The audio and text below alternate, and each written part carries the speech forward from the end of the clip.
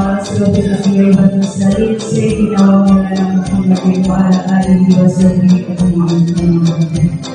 Yang terhormat Bapak Kepala Sekolah SD Negeri 2 Wonokromo, yang kami hormati Bapak Ibu Dewan Guru SD Negeri 2 Wonokromo. Syukur alhamdulillah Rabbil Alamin, di siang hari ini kita masih dilimpahkan oleh Allah Subhanahu wa Ta'ala atas rahmat nikmat kesehatan sehingga kita bisa berkumpul di ruangan ini dalam keadaan sehat walafiat.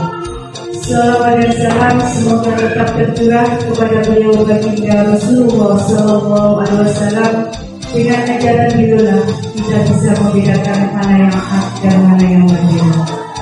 Bapak Ibu Dewan Guru yang saya hormati, mohon izin Bapak Kepala Sekolah dan saya ucapkan terima kasih dan izinnya kepada saya untuk melaksanakan tugas saya sebagai calon guru gerak angkatan 10 Kabupaten Lamongan untuk mengerjakan tugas melakukan diseminasi budaya positif di SDN 2 Wonokromo. Dan saya juga mengucapkan banyak terima kasih kepada Bapak Ibu Dewan Guru yang telah berkenan membantu saya melaksanakan tugas melakukan diseminasi budaya positif atau penyebaran penerapan pemahaman budaya positif di SDN 2 Wonokromo ini. Sebelum saya memaparkan tentang diseminasi atau penyebaran penerapan pemahaman budaya positif di SDN kepada Bapak Ibu Guru agar kita lebih bersemangat, monggo berdiri semuanya, nanti kita melakukan icebreaking terlebih dahulu. Tangan grup, tangan ke atas, bangga mimpi, tangan ke samping, merangkul teman, tangan ke depan, fokus harapan, tangan disatukan, bertepuk tangan.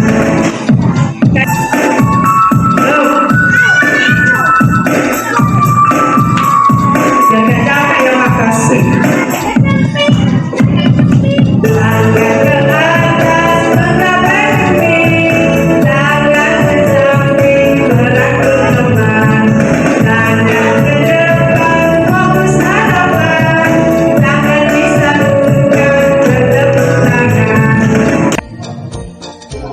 Terima kasih Bapak Ibu Guru, tepuk tangan buat kita semuanya. Mau duduk kembali.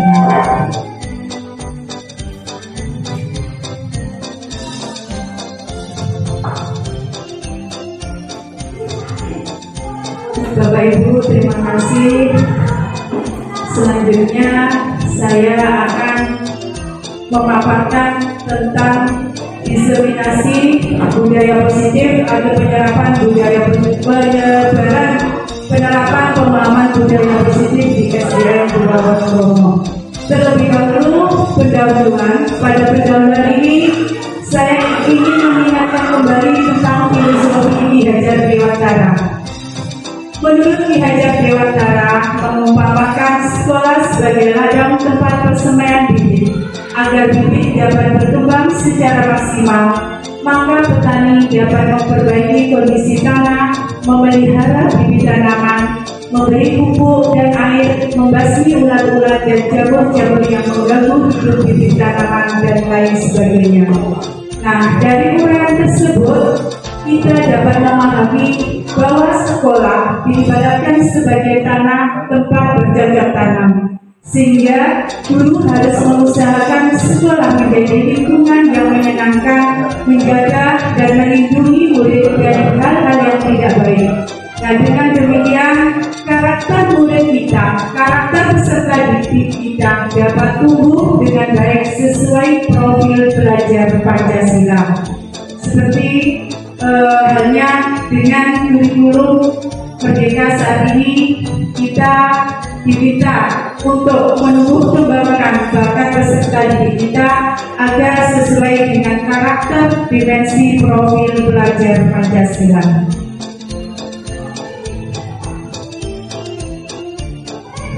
Ada Adapun tujuan dari diseminasi budaya positif di SDN Wonokromo ini, saya ingin meningkatkan pengetahuan dan menumbuhkan pemahaman tentang budaya positif di sekolah dengan meyakini nilai-nilai kebaikan universal serta menciptakan peserta didik yang merdeka dan mempunyai disiplin positif sesuai profil pelajar Pancasila.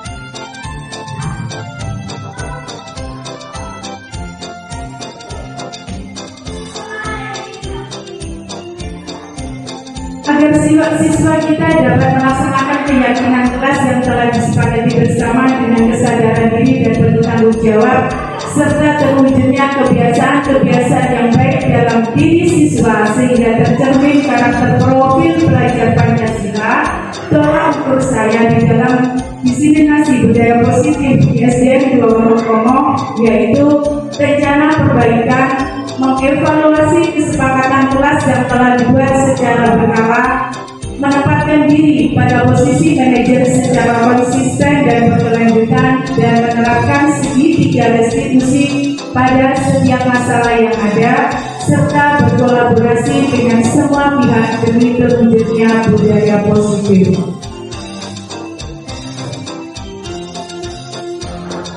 Harapan saya, semoga penerapan budaya positif dapat terwujud di SDN 2 Wonokromo, baik di lingkungan sekolah, di rumah maupun di lingkungan masyarakat, agar tercipta suasana belajar yang aman, nyaman, dan menyenangkan.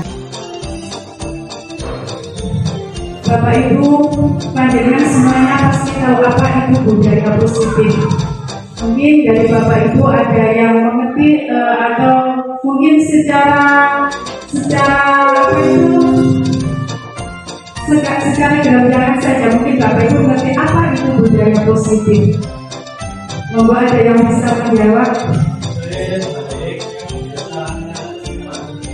Oh iya, betul Pak Presian, budaya yang baik yang harus kita lakukan setiap hari di sekolah. Betul. Pembiasaan budaya positif harus dilakukan di sekolah. Misalnya kalau di SD kita setiap hari pagi kita ada yang piket jaga regol dengan menerapkan 5S, salam, senyum, sapa, dan lain sebagainya.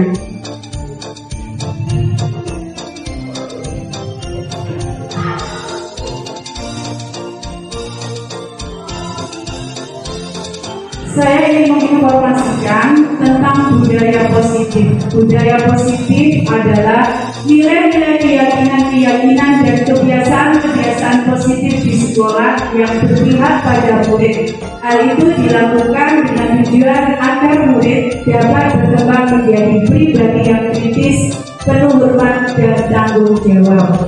Jadi budaya positif itu merupakan nilai-nilai keyakinan yang universal yang keluar dari dalam dirinya peserta didik itu sendiri, sehingga dia lebih bersemangat dan lebih tergerak hatinya untuk melakukan pembiasaan yang positif pada dirinya juga di lingkungan sekitarnya, seperti halnya yang telah kita lakukan setiap hari kepada murid-murid kita yang dilakukan oleh peserta didik kita.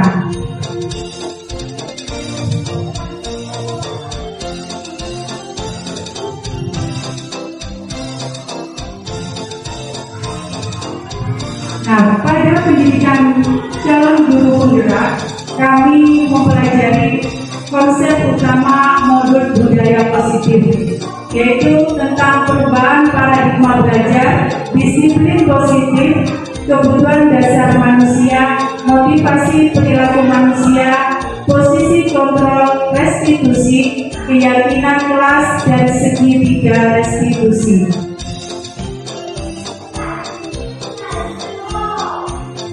Pembelajaran dengan paradigma baru.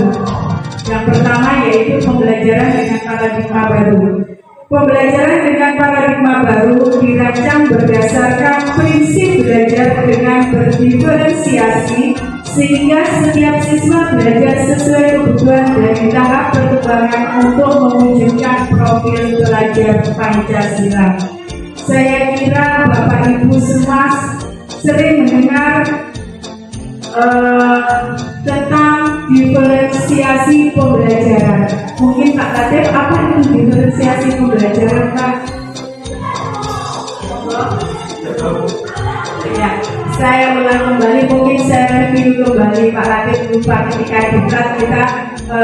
diklat kurikulum Merdeka Belajar sering disinggung tentang diferensiasi pembelajaran. Pembelajaran diferensiasi itu merupakan metode pembelajaran yang dilakukan oleh seorang guru, di mana guru melakukan dengan cara yang berbeda di dalam melakukan proses pembelajaran. Dengan memenuhi kebutuhan peserta didik sesuai dengan potensi minat dan bakatnya, sesuai dengan karakteristik serta tingkat kemampuan peserta didik itu sendiri dan gaya belajar peserta didik itu sendiri. Diferensi pembelajaran ada 3 strategi, diferensi konten atau materi, diferensi proses, dan diferensi produk. Diferensi konten atau materi itu di mana guru menyampaikan konten atau materi sesuai dengan kebutuhan peserta didik. Diferensi proses itu bagaimana guru bisa menyampaikan materi yang disampaikan itu bisa diterima oleh peserta didik. Sedangkan diferensi produk hasil daripada diferensi proses tadi di dalam proses pembelajaran. Nah, diharapkan tadi dengan mempelajari diferensi proses pembelajaran yang berdiferensi, siswa dapat tercermin karakter siswa dapat sesuai dengan profil pelajar Pancasila. Profil pelajar Pancasila itu ada 6 dimensi. Mohon pemahaman Bu. Coba terangkan nomor ide. Beriman dan bertakwa kepada Tuhan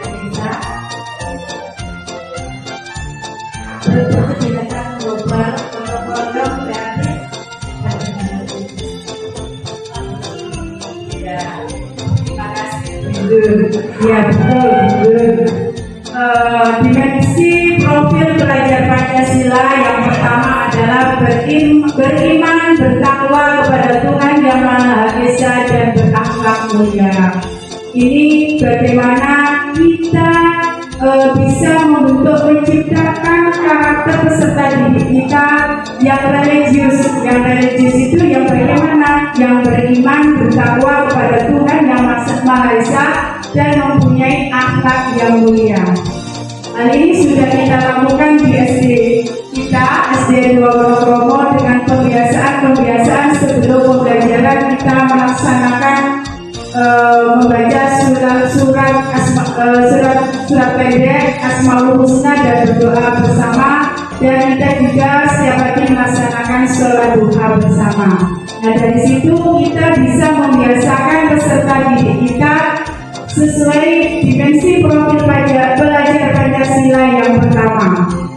Kemudian berkebinekaan global, mandiri, bergotong royong, bernalar kritis, dan kreatif.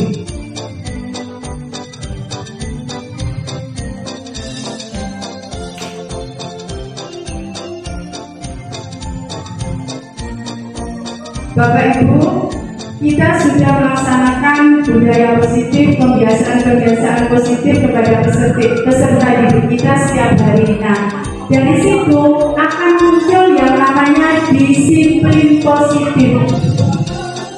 Dalam budaya kita, makna disiplin dimaknai menjadi sesuatu yang dilakukan seseorang pada orang lain untuk mendapatkan kepatuhan.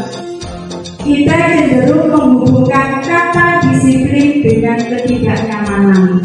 Kenapa kita berpikir menghubungkan kata disiplin dengan ketidaknyamanan, karena setiap kali kita berpikir disiplin, kita selalu berpikir tentang aturan.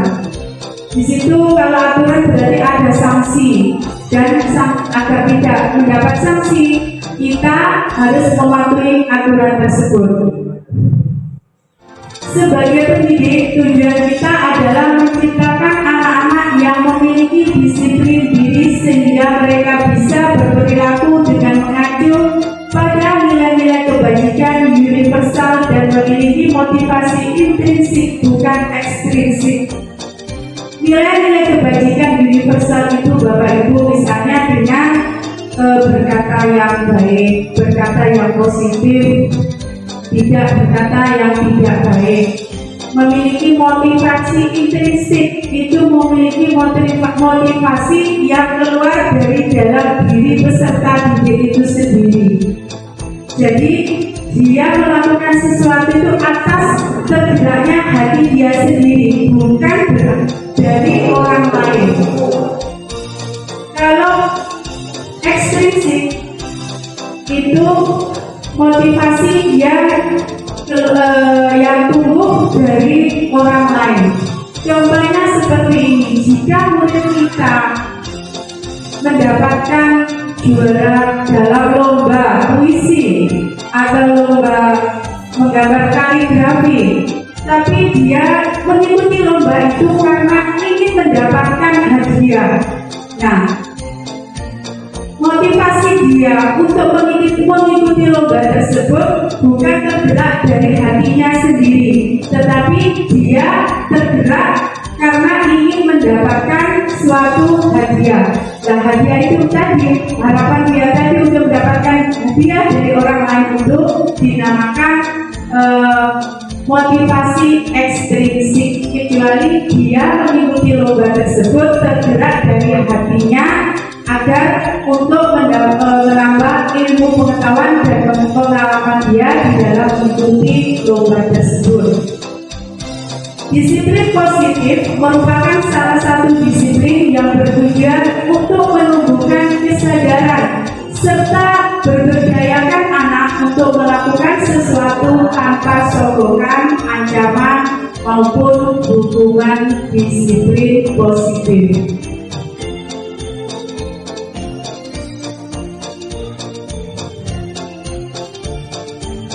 Selanjutnya saya akan memaparkan tentang kebutuhan dasar manusia.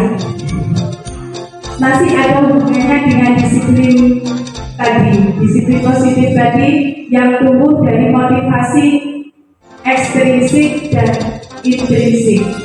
Kebutuhan dasar manusia yang pertama adalah bertahan hidup. Secara fisiologis, kita sebagai manusia butuh makan, butuh pakaian, butuh tempat tinggal. Nah, itu kebutuhan untuk bertahan hidup. Kita juga membutuhkan kebutuhan kasih sayang dan rasa diterima. Peserta didik kita juga membutuhkan kasih sayang dari kita dan merasa diterima oleh kita dan lingkungan sekitarnya. Seperti halnya kita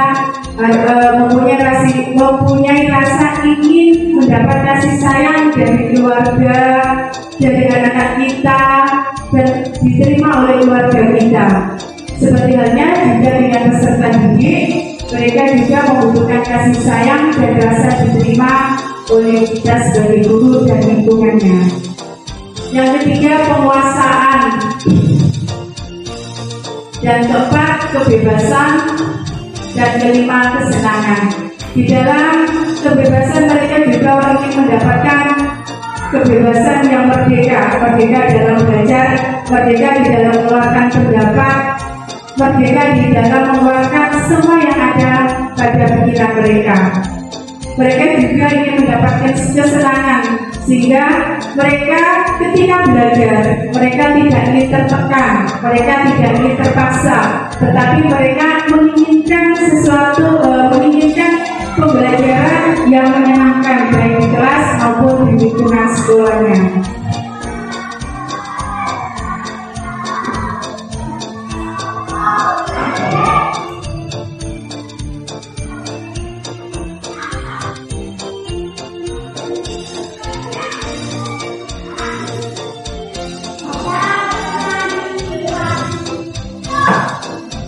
Nah, motivasi perilaku manusia, motivasi merupakan dorongan yang timbul pada diri seseorang secara sadar atau tidak sadar untuk melakukan suatu tindakan dengan tujuan tertentu. Menghindari ketidaknyamanan dan hukuman. Murid misalnya melakukan disiplin karena ia takut dihukum. Ini namanya motivasi ekstrinsik. Dari ketidaknyamanan dan hukuman tadi, mereka melakukan kegiatan disiplin itu dengan rasa takut karena ada hukuman. Peraturan itu berisikan tentang sanksi-sanksi sehingga dia harus melakukan mematuhi aturan tersebut dengan dari ekstrim dari luar ya Bapak Ibu, ekstensif dari luar tanpa ada motivasi intrinsiknya.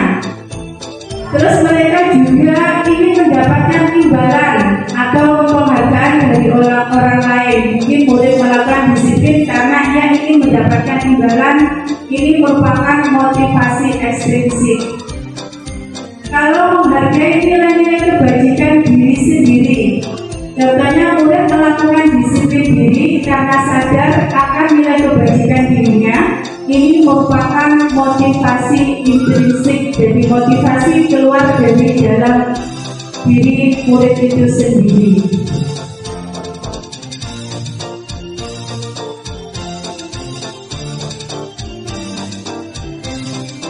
Hukuman dan penghargaan.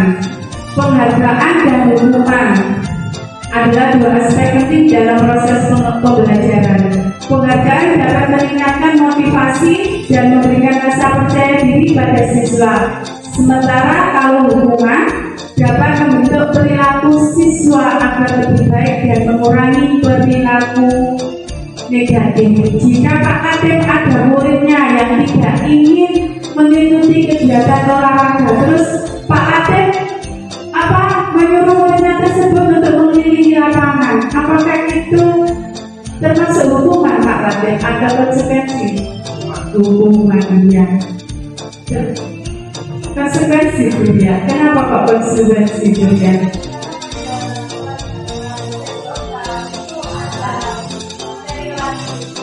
Iya, konsekuensi Pak Katib ya.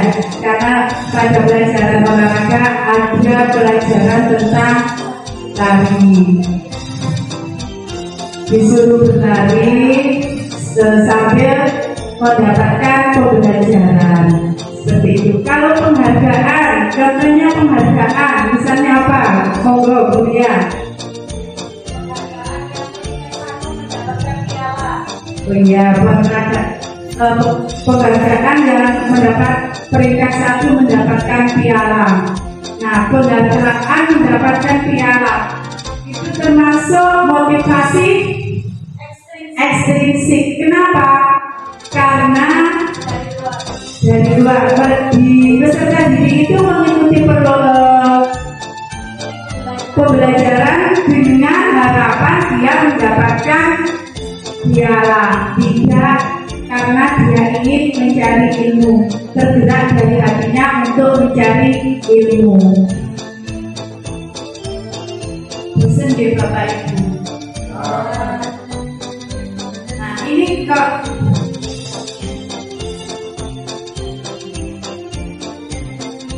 ini konsep disiplin dengan identitas gagal. Jika kita melakukan hukuman Bapak Ibu terhadap peserta didik kita, itu akan menyakitkan, tidak membuat peserta didik kita itu menyakitkan, tidak merasa mereka tidak nyaman, dan juga mereka akan merasa takut.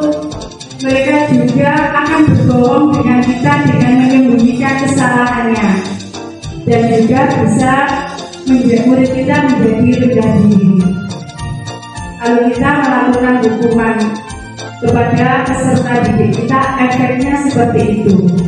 Jika kita memberikan penghargaan, itu tidak efektif karena dia tidak terdorong dari hatinya sendiri untuk melakukan sesuatu. dapat juga merusak hubungan atau sifat iri antar teman. Selain itu mematikan kreativitasnya karena dia hanya menonton pada kreativitas itu saja. Terus menghukum dengan sistem ranking. Menghukum dengan sistem ranking ini juga akan mematikan kreativitas siswa, mematikan rasa semangat siswa untuk belajar karena dia hanya ingin mendapatkan suatu penghargaan. Selain itu merampas hak dan menghargai dirinya.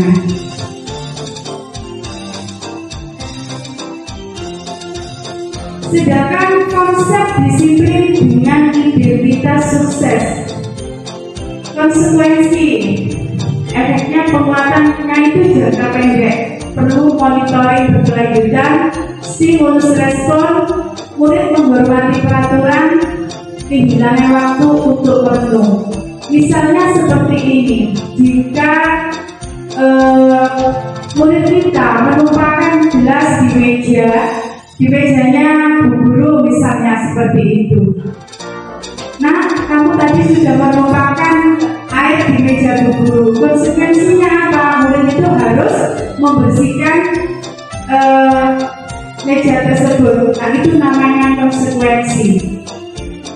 Sehingga murid menghormati peraturan, hanya menghormati peraturan saja. Tidak ada rasa empati maupun rasa ingin melakukan sesuatu dari dalam dirinya sendiri. Sedangkan konsep disiplin dengan identitas sukses yang terakhir adalah restitusi atau konsep disiplin, di mana di sini kalau kita melakukan restitusi, murid kita akan bertanggung jawab atas perilakunya, fokus pada pemecahan masalah berjangka panjang, murid menghormati dirinya dan orang lain. Teori kontrol, dirinya dapat mengkontrol sendiri atas dirinya. Murid pun akan bersemangat di dalam melakukan sesuatu yang dia inginkan.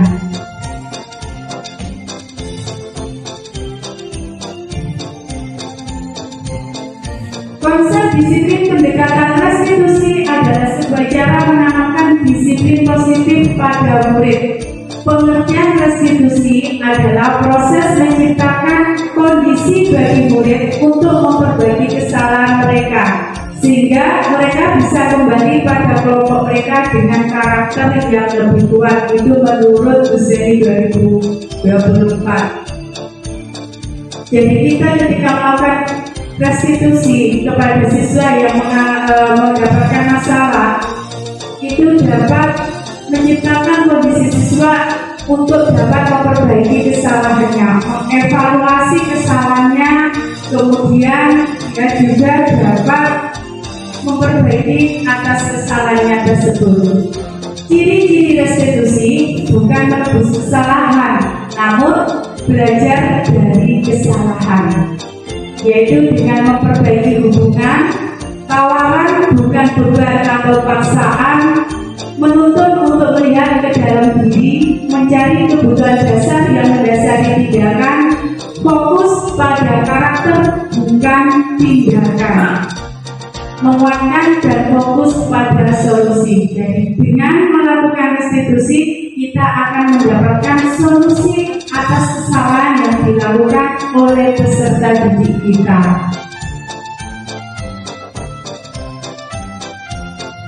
Sekarang perbedaan hukuman, konsekuensi, restitusi.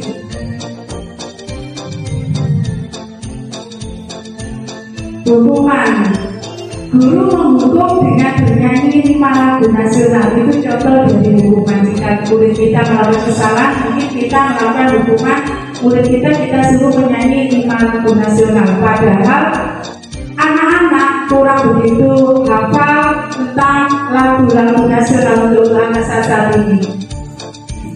Terus yang kedua, mungkin kita melakukan siswa membersihkan toilet, mungkin juga siswa berlari di lapangan.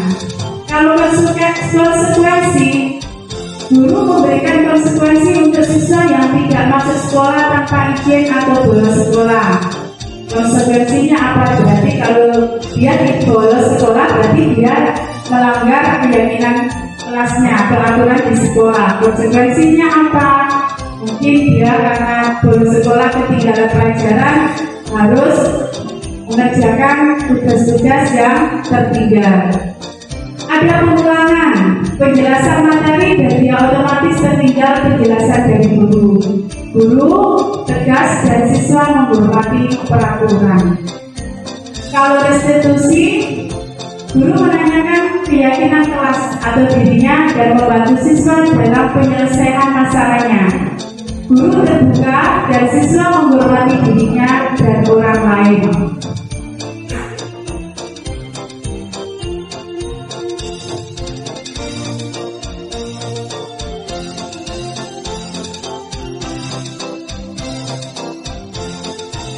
Sekarang kita lanjut ke posisi kontrol kita sebagai peserta didik. Posisi kontrol guru merujuk pada berbagai pendekatan yang digunakan oleh Bapak Ibu guru dalam mengelola perilaku dan disiplin di kelas. Setiap posisi akan memberikan dampak yang signifikan pada proses pembelajaran dan perkembangan siswa. Pada teori kontrol Dr. William Lesser, Diana Gosen berkesimpulan ada 5 posisi kontrol yang umum dan biasa diterapkan seorang guru, orang tua, ataupun atasan dalam melakukan kontrol dan penerapan disiplin sekolah. Nah, kelima posisi kontrol tersebut adalah ini kelima posisi kontrol, di mana 5 posisi kontrol kita sebagai pendidik. Yang pertama, penghukum. Kita sebagai penghukum. Seorang penghukum bisa menggunakan hukuman fisik maupun verbal. Insya Allah di sini tidak ada yang pernah melakukan hukuman fisik terhadap peserta didik. Karena di situ kalau kita melakukan hukuman akan menjatuhkan mental anak, sehingga anak akan rendah diri, kurang percaya diri di hadapan orang lain. Yang kedua, membuat orang merasa bersalah. Biasanya guru akan bersuara lembut tetapi menekan sehingga anak merasa bersalah atas kesalahan yang dia buat. Kalau seorang pendidik berposisi kontrol sebagai teman, di mana guru pada posisi ini tidak akan menyakiti murid, namun akan tetap berupaya mengontrol murid melalui persuasif. Tetapi pada posisi kontrol teman ini, guru jarang untuk dihargai maupun dihormati oleh murid kita. Kenapa? Karena dia menganggap kita sebagai teman. Jadi seenaknya sendiri dia di dalam melaksanakan tugas-tugas yang Bapak Ibu guru berikan. Yang keempat, posisi kontrol pendidik sebagai monitor atau pemantau. Hanya memonitor berarti hanya mengawasi peserta didik saja, tidak ada tindakan apapun. Nah, yang kelima, posisi kontrol sebagai manajer, di mana ada respon yang menunjukkan tanggung jawab guru pada posisi terakhir ini.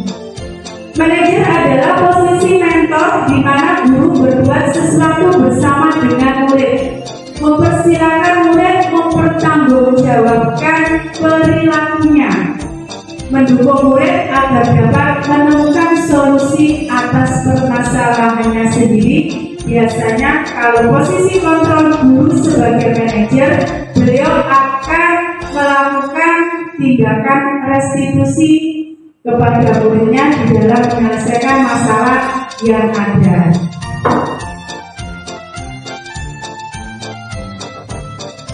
Bapak Ibu, ini contoh penerapan 5 posisi kontrol kasus siswa membolos dari jam pelajaran.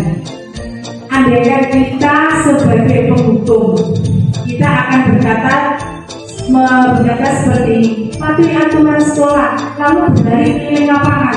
Nah, seperti itu. Kalau kita sebagai posisi kontrol kita sebagai pembuat rasa bersalah, kita akan mengatakan dengan kata-kata yang lembut biasanya. Berapa kali Bu Guru harus memberitahu kamu, Bu Guru kecewa sama kamu. Nah, seperti itu kadang-kadang kita mengucapkannya kepada peserta didik kita yang bersalah pada posisi kita sebagai pembuat rasa bersalah. Tadi ini yaitu posisi kontrol yang ketiga, kita sebagai teman. Ayolah yang patuh, buat apa bolos, enggak, kali ini tidak apa-apa salah.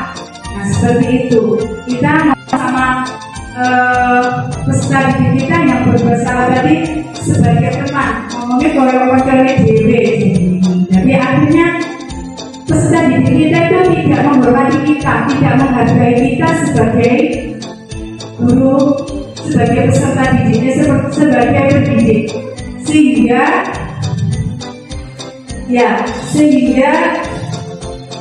akan hilang kebiasaan atau budaya positif dari diri peserta didik itu sendiri. Dia akhirnya tidak bisa bersikap sopan dan santun kepada bapak ibu gurunya. Kalau posisi kita sebagai pemantau, contohnya kamu sudah melanggar apa peraturan dan konsekuensinya. Misalnya kalau peserta didik kita membuang sampah sembarangan, kita tegur, lalu dia membersihkan sampah tersebut, membuang sampah tersebut akhirnya ke tempat sampah, itu konsekuensinya. Misalnya seperti itu. Nah, kalau posisi kita sebagai manajer, kita akan berkata, apakah kamu tahu kesalahanmu? Kira-kira bagaimana kamu memperbaiki kesalahan ini? Nah, posisi kita yang terakhir ini sangat penting bagi kita di dalam mencari solusi untuk memecahkan permasalahan yang dilakukan oleh peserta didik kita.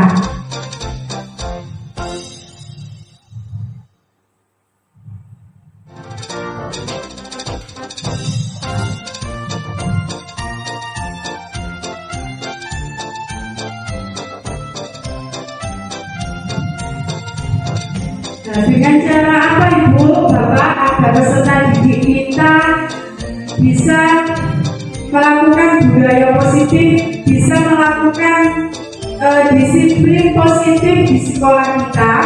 Ya, dengan cara kita sebagai wali kelas, kita akan membuat keyakinan kelas kepada peserta didik kita. Mengapa keyakinan kelas? Mengapa tidak peraturan kelas? Kalau dulu kita membuat peraturan kelas, hampir mirip dengan keyakinan kelas. Mengapa keyakinan kelas? Karena kalau keyakinan kelas itu, keyakinan kelas itu akan berisikan tentang nilai-nilai kebajikan. Ya, betul-betul, disepakati anak-anak. Nilai-nilai kebajikan itu akan disepakati oleh anak-anak. Nilai-nilai kebajikan tadi bersifat universal yang berisikan tentang kalimat-kalimat positif. Misalnya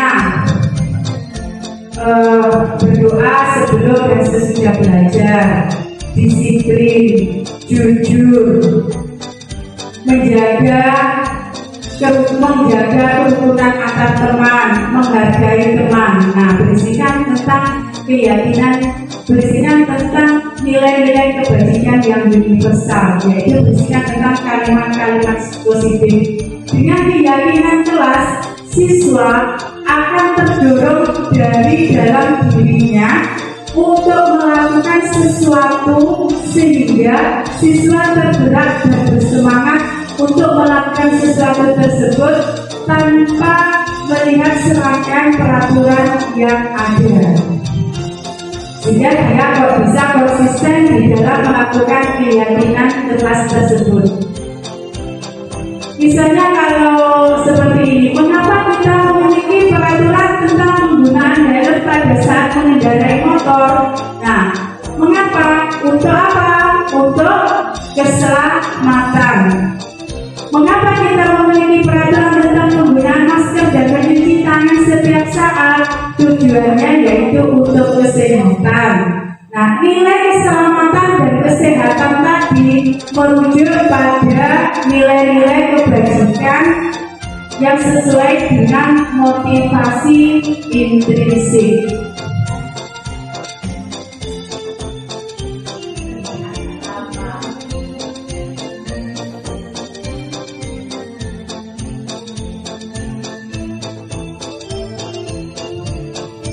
Keyakinan atau kesepakatan kelas adalah sebuah pendekatan yang lebih baik dengan mengedepankan peran aktif siswa.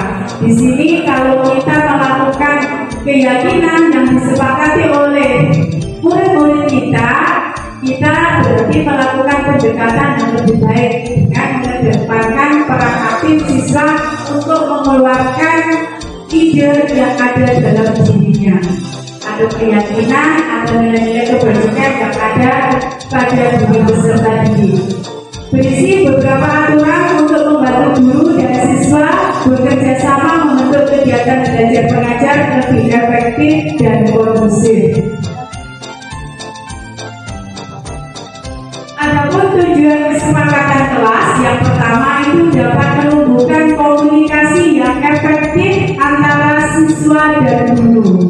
Yang kedua, dapat menciptakan pembelajaran yang menyenangkan, bermakna, dan berpusat pada peserta didik.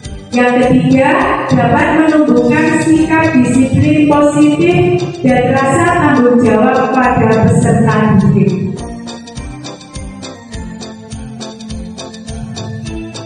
Adapun langkah-langkah kesepakatan kelas. Langkah-langkah kita di dalam membuat kesepakatan kelas. Yang pertama, guru mengajak siswa mengungkapkan keinginannya mewujudkan kelas impian. Yang kedua, meminta peserta didik menuliskan apa yang mereka pikirkan dan inginkan tentang kelasnya dalam belajar. Yang ketiga, siswa menulis kelas impian mereka. Yang keempat, hal-hal yang tertulis pada sticky notes tentang kelas impian kemudian ditempel dan dibaca satu persatu, dan nanti selanjutnya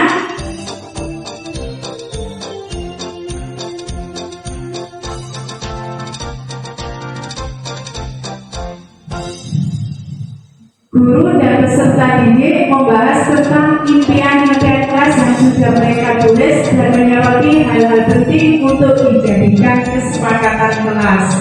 Dan yang keenam, guru dan peserta didik membaca hasil kesepakatan kelas yang disetujui, kemudian peserta didik menandatangani kesepakatan tersebut sebagai tanda persetujuan.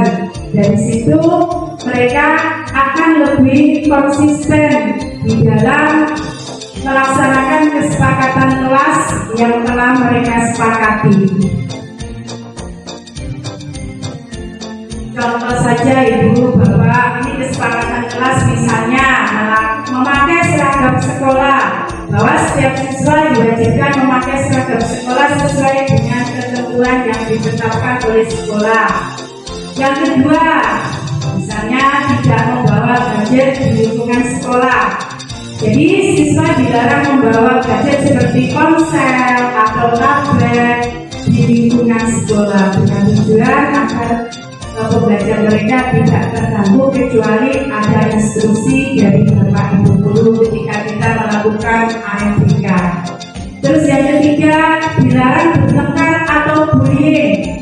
Siswa dilarang bertengkar atau melakukan tindakan bullying terhadap siswa lain dengan tujuan agar anak-anak dapat menciptakan kerukunan dan kedamaian di lingkungan kelas maupun di lingkungan sekolahnya. Contoh lagi, misalnya datang tepat waktu dan tidak membolos. Jadi setiap siswa diwajibkan datang tepat waktu. Membolos atau absen tanpa alasan yang jelas tidak diperbolehkan kecuali ada keadaan darurat atau izin dari orang tua atau wali murid. Contoh kelima, menghormati guru dan staf sekolah. agar tujuan kita itu agar siswa dapat berperilaku yang sopan dan santun terhadap guru maupun staf yang ada di sekolah. Setiap siswa diharapkan untuk menghormati guru dan staf sekolah dengan cara berbicara dengan sopan dan mendengarkan dengan seksama. Dan yang keenam, menjaga kebersihan sekolah. Nah, ini seperti program Bapak Kepala Sekolah kita, yaitu Li Salam Lihat Sampah Langsung Buang, yang dilaksanakan di SD kita, SD Wonokromo. Diharapkan setiap siswa diharapkan menjaga kebersihan diri dan kebersihan lingkungan sekolah. Kebersihan ini mencakup membuang sampah pada tempatnya, merapikan tempat duduk, dan membersihkan peralatan sekolah setelah digunakan.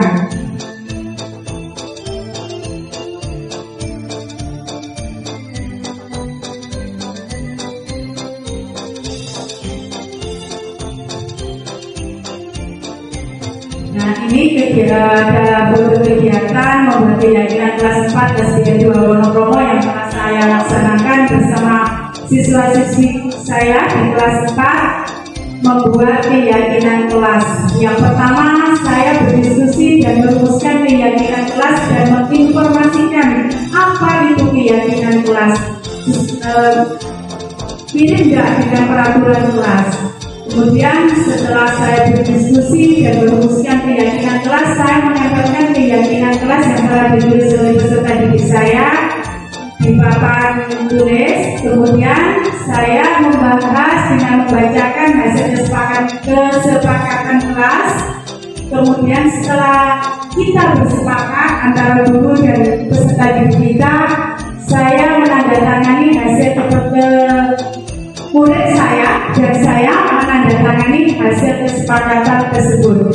Berikut video ketika saya membuat keyakinan kelas. Assalamualaikum warahmatullahi wabarakatuh. Waalaikumsalam warahmatullahi wabarakatuh. Selamat pagi anak-anak. Selamat pagi. Bagaimana kabar kalian hari ini? Alhamdulillah, luar biasa. Kelas 4. Yes, yes, yes. Alhamdulillah, semangat sekali kalian pada pagi ini. Anak-anak, pada pagi hari ini Ibu ingin mengajak kalian untuk berdiskusi. Diskusi tentang apa? Kita akan berdiskusi tentang keyakinan kelas. Pasti dalam hati kalian tanya-tanya, apa itu keyakinan kelas? Apa sih keyakinan kelas itu? Keyakinan kelas itu hampir mirip dengan peraturan kelas. Kalian mungkin sudah terbiasa dengan kata peraturan kelas. Peraturan kelas itu adalah sesuatu atau tata tertib yang harus kita patuhi. Hampir mirip dengan keyakinan kelas. Keyakinan kelas itu sesuatu atau keyakinan yang ada pada diri kita, yang harus kita yakini dan konsisten kita laksanakan. Nah, kalimat-kalimat pada keyakinan kelas itu kita harus menggunakan kalimat-kalimat positif. Misalnya, tidak membuang sampah sembarangan. Terus disiplin. Misalnya kalau disiplin itu kita datang harus tepat waktu. Tidak boleh bolos ke sekolah. Saling menghargai teman. Menjaga kerukunan antar teman. Contohnya seperti itu keyakinan kelas yang kalimat-kalimat keyakinan kelas yang positif. Nah, kali ini kalian akan menulis, kita akan membuat keyakinan kelas dengan kalian menulisnya nanti di kertas yang akan Ibu bagikan ke kalian. Keyakinan kelas apa menurut diri kalian sendiri yang harus kita laksanakan di kelas kita? Dengan tujuan apa kita membuat keyakinan kelas? Agar pembelajaran yang kita laksanakan Nanti kalian bisa merasakan di kelas ini tuh dengan rasa nyaman, aman, dan menyenangkan. Tidak ada rasa terpaksa maupun ada rasa tertekan. Misalnya seperti ini, kalian saya kasih tugas mengerjakan PR, sedangkan kalian tadi malam belum mengerjakan. Nah, apakah boleh seperti itu? Tidak boleh. Harusnya bagaimana agar proses pembelajaran yang kita laksanakan itu dapat berjalan dengan nyaman, lancar, dan aman serta menyenangkan. Nah, nanti saya bagikan kalian kertas-kertas ini, nanti di kertas ini menulis keyakinan kelas yang kamu yakini yang harus kita terapkan di kelas kita. Mengerti? Mengerti. Nah, saya mulai dari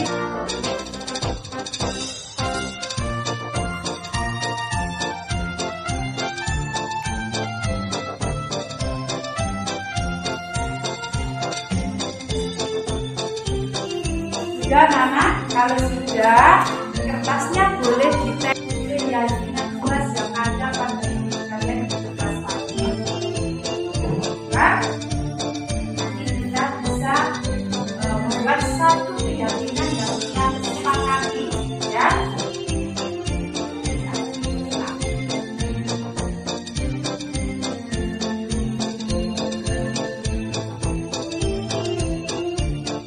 Lanjut, Fadil.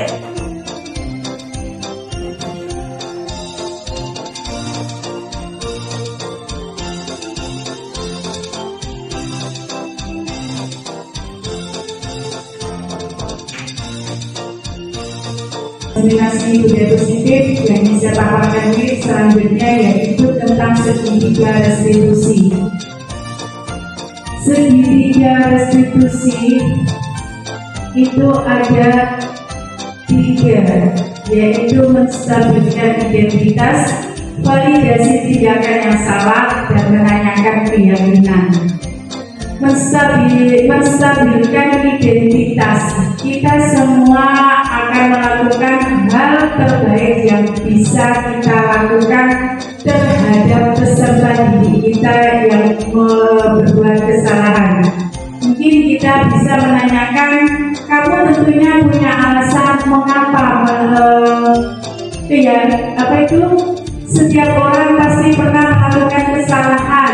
Kamu bukan satu-satunya yang pernah melakukan ini. Nah, mungkin pertanyaan-pertanyaan itu bisa kita gunakan di dalam melakukan segitiga restitusi di dalam menstabilkan identitas. Terus yang kedua yaitu validasi tindakan yang salah. Semua perilaku memiliki alasan. Misalnya kita menanyakan kepada peserta didik kita yang telah melanggar keyakinan kelas dengan kalimat, kamu tentunya punya alasan mengapa kamu melakukan itu. Adakah cara yang lebih efektif untuk mendapatkan apa yang kamu butuhkan? Nah, itu ketika kita melakukan validasi tindakan yang salah terhadap peserta didik kita, baru kita menanyakan keyakinan. Kita semua memiliki motivasi internal. Tadi motivasi internal atau motivasi intrinsik itu adalah motivasi yang keluar dari dalam diri peserta didik atau seseorang untuk melakukan sesuatu sehingga seseorang tersebut tergerak dari dalam dirinya agar lebih bersemangat untuk melakukan sesuatu. Mungkin kita bisa menanyakan keyakinan kelas apa yang telah kita sepakati. Kamu ingin menjadi orang seperti apa? Seperti itu. Ini contoh segitiga restitusi yang saya lakukan terhadap siswa saya.